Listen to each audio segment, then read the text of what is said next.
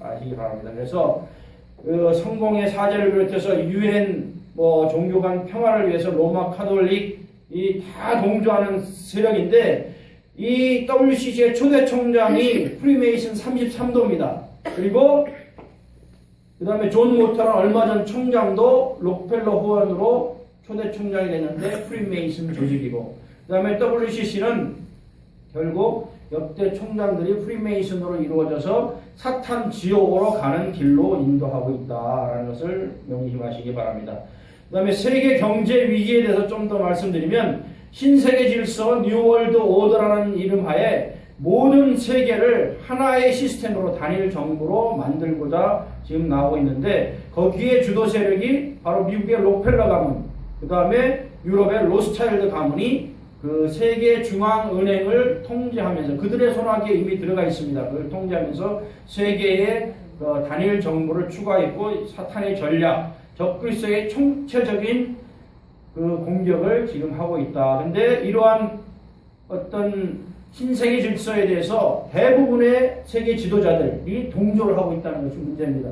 부시도 신세계 질서는 큰 개념으로 받아들여야 된다. 오바마도 신세계 질서로 우리는 나가야 된다. 그리고 그것을 추구하는 세력들에게 우리는 포상을 해야 된다고 지금 얘기하고 있고 록펠러 가문은 이 신세계 질서를 위해서 각국이 유엔을 비롯한 각국이 다 받아들여야 된다고 지금 대대적인 운동을 하고 있다. 그리고 그들이 세계 단일화폐를 지금 만들고 있습니다. 이미 샘플은 나와 있다. 세계 단일화폐. 그다음 지금 이제 앞으로는 종이돈이 점차 사라지고 그다음에 모든 거래는 세계 중앙은행의 통제하에서 전자화폐로 대치되고 결국은 전자화폐가 베리칩의 어떤 금융 통제로 넘어간다. 그리고 개인 식별 기능까지 다 포함돼서 베리칩에 의해서 움직여진다.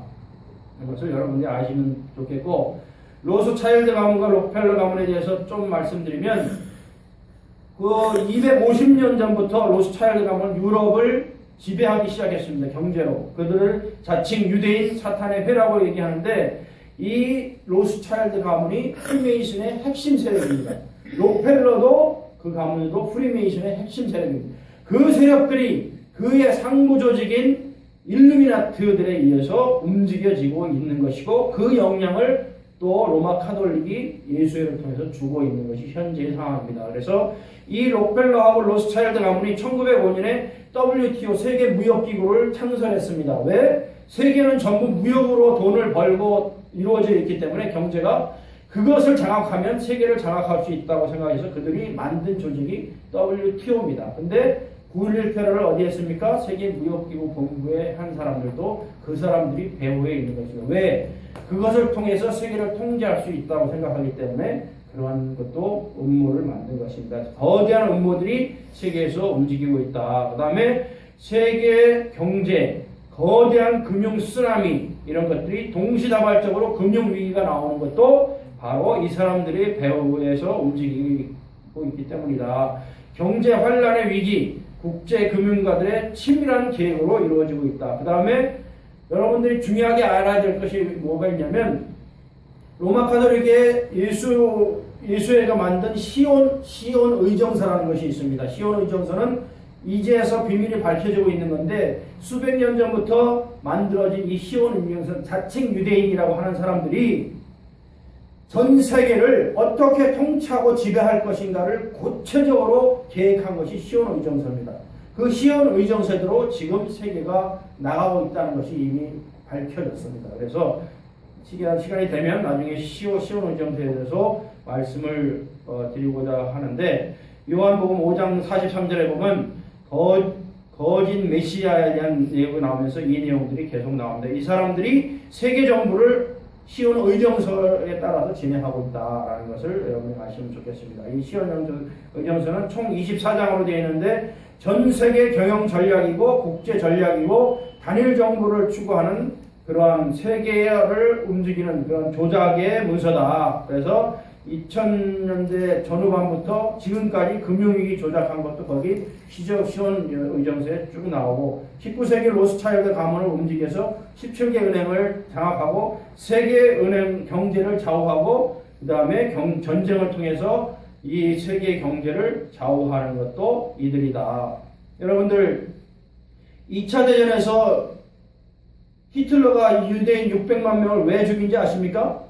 다 이 사람들이 배후에서 조종한 것이지만 이 캐톨릭에 가장 반하는 세력, 예수라는, 캐톨릭은 예수를 겉으로 표명하고 있기 때문에 그 세력을 가장 반하는 것이 유대인들입니다. 그 유대인들을 독일의 히틀러를 배후 조종해서 어떤 민족적인 어떤 우수성을 자극해서 유대인들을 학살하게 만든 것도 이 사람들이다라는 것을 여러분들 아시고, 프리메이슨과 일루미나트 이 조직에는 아까 말씀드린 리브노, 세미라모스, 담무스, 바벨탑 사상이 이들 안에 들어가 있다. 프리메이슨이 뭐라 그랬어요? 바벨탑을 만든 자유 석공들의 모임이 발전한 조직이다. 그런 것을 여러분들 아시고, 이들이 이집트의 피라미드, 오벨리스크도 아시죠? 뾰족한 그것도 다 그 위에 그 피라미드 모형들이 다 위에 서져 있는데, 이런 것들이 다 프리메이슨의 그런 상징인데, 뉴욕이나 워싱턴, 이스라엘 대법원, 프랑스, 영국 전부 대도시에는 이 오벨리스크와 피라미드가 세워져 있다. 우리나라 멕시코에도 피라미드 모형이 서져 있고, 프랑스 루브르 박물관에 가면 정 가운데 피라미드 모양의 조형 모형이 있습니다. 그 다음에 워싱턴 광장에 가면 워싱턴 그 도시가 전부 프리메이슨의 상징으로 도시가 설계되어 있고, 정 가운데 오벨리스크, 승전탑이라는 이름하에 오벨리스크가 워싱턴 정 가운데 서져 있다라는 것을 여러분들이 아시면 좋겠습니다. 그래서 로스차일드 가문과 이 록펠러 가문이 카톨릭과 유대에서 전 세계를 장악하려는 움직임을 보이고 있다. 이 로스차일드 가문은 유로와 발행권을 이미 장악하고 있고 미국 연방준비위원회를 지배하고 있습니다. 그리고 1998년부터 영국, 미국, 오스트리아, 프랑스, 독일에 전부 거기에 그들의 은행을 점령하고 있고, 지금 홍콩 상하이 은행도 이 로스차일드 가문 소유고, 그 다음에 런던 월가 세계 금시장 전부 로스차일드 가문의 소유고, 거기에 그들의 가문의 금 장식에는 그 5개 화살이 그 가문의 마크로 금장으로 되어 있는데, 이 5 아들들이 유럽의 각국 나라에서 은행을 설립하면서 유럽 전체의 금융을 지배하고 있다. 그리고 그들의 배후로 움직이는 로스차일드 가문과 그 다음에 록펠러 가문의 그 앞 전면의 수장으로 소로스, 우리의 IMF를 만든 소로스가 좌파 좌장으로 움직이고, 롬 촘스키나 이런 사람들이 세계 금융을 움직이고 세계 경제 블록화를 만들고 있다. 그래서 전 세계의 어떤 세계 은행을 점령하고 단일 세계 정부로 만드는데 그들이 앞장서고 있고, 그들이 이제는 단일 화폐를 거의 만들어 가고 있고, 그들의 꿈의 실현이 바로 눈앞에 와 있다고 그들은 지금 얘기를 하고 있습니다. 자, 마지막으로 무화과 나무의 비유에 대해서 간단히 말씀드리겠습니다. 마태복음 24장에 보면 감람산 가마라는 큰 교훈이 나옵니다. 거기에 보면 여러분 마태복음 24장에 무화과 24장 32절에 보면 무화과 나무의 비유를 배우라. 그 가지가 연화해지고 잎사귀를 내면 여름이 가까운 줄 아나니 이와 같이 너희도 이 모든 일을 보거든 인자가 가까이 곧 문 앞에 이른 줄 알라. 여러분 마태복음 24장은 마지막 때에 예수님 다시 오는 시기에 대해서 예언한 그 예수님의 말씀입니다. 거기에 분명하게 무화과 나무에서 배울 비유라고 예수님이 말씀하신 것입니다. 마지막 때 얘기할 때 왜 이 얘기를 하셨겠습니까? 각 나라는 각 나라의 상징의 꽃이 있습니다. 우리나라는 무궁화고 일본은 벚꽃이고, 무화과 나무는 이스라엘 국가의 상징입니다. 이 무화과 나무가 이스라엘을 상징하는데 2000년 동안 없어졌던 나라가 다시 AD 73년에 이스라엘은 없어졌습니다. 그러나 1948년 5월 14일에 이스라엘 나라가 독립하면서 현재 이스라엘 위치에 독립해서 생겼습니다. 그리고 이 무화과 나무가 다시 폈다는 것을 실현을 시켰습니다. 그리고 1967년에 6.1 전쟁을 통해서 600만의 군대가 구억의 군대하고 싸워서 6일 만에 승리를 얻었습니다. 뭘로? 하나님의 역사하심으로. 분명하게 예수님이 말씀한 무화과 나무의 비유를 실현하고 있는 것입니다. 그래서 여러분들 싹이 나면 예수의 재림이 가까운 줄 알라고 분명히 예수님이 성경에 말씀하고 계신 것입니다. 그리고 제3성전도 말씀드렸듯이 이제는 제3성전의 준비가 끝났습니다. 그리고 또 하나 예언한 게 강물이 마르면 마지막 때가 온 줄 알라 하는데 그 3차 대전이 일어나는 그곳에 강물이 이미 말랐습니다.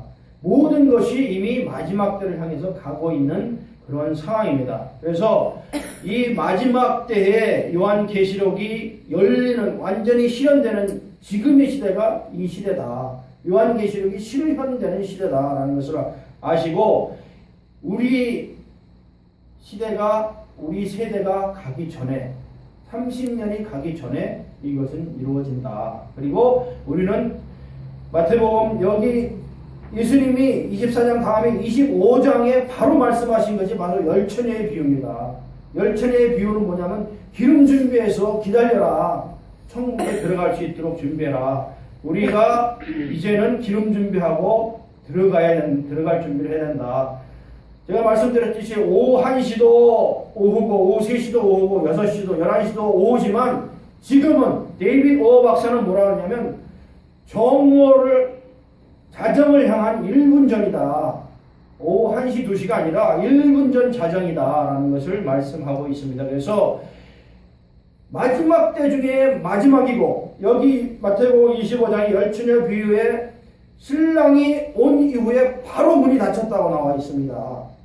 바로 문이 닫힌다. 더 이상 지체하지 않고 바로 문이 닫힌다라고 예언한 것처럼 예수님 오시면 번개불같이 임하셔서 불빛같이 임한다고 했습니다. 도적같이 임하셔서 눈 깜빡 사이에 우리는 들어간다고 합니다. 그래서 이 바로 문 닫히기 전에 우리는 예수님을 신랑으로 만나기 위해서 들어가야 된다. 마지막 시대와 때를 분별해서 노아의 홍수 때에 노아가 경고한 것을 우리가 받아들여야 되는 것처럼 우리는 모든 상황을 농담으로 받아들이지 않고 실제로 받아들여서 우리는 뭐 해야 된다? 기름 준비하고 신부단장해야 된다. 기름 준비는 성령 충만해야 되고 신부단장이라는 건 뭡니까? 깨끗하고 거룩하고 아름다운 순결한 신앙을 지켜야 된다. 이 성령을 준비하고 순결하게 예수님 오시는 걸 준비하고 기다렸다가 예수님 오실 때 바로 우리가 예수님 만나러 가야 된다라는 것을 마지막으로 말씀드리고 싶고 요한계시록에 666 3차 대전 경고 모든 내용들이 다 있습니다. 짐승 그 다음에 여러 내용들을 이미 다 해놨기 때문에 다음 기회에 요한계시록을 풀어드리면 여러분들이 더 명확하게 이해를 하실 겁니다. 그래서 지금은 일촉즉발의 그러한 마지막 때의 시기이기 때문에 여러분들 귀를 여시고 마음을 여시고 정말 깨달아 알아서 우리가 성령으로 충만하고 그 다음에 깨끗한 거룩한 신부로서 준비하고 있기를 주님 이름으로 축원드립니다. 기도하겠습니다.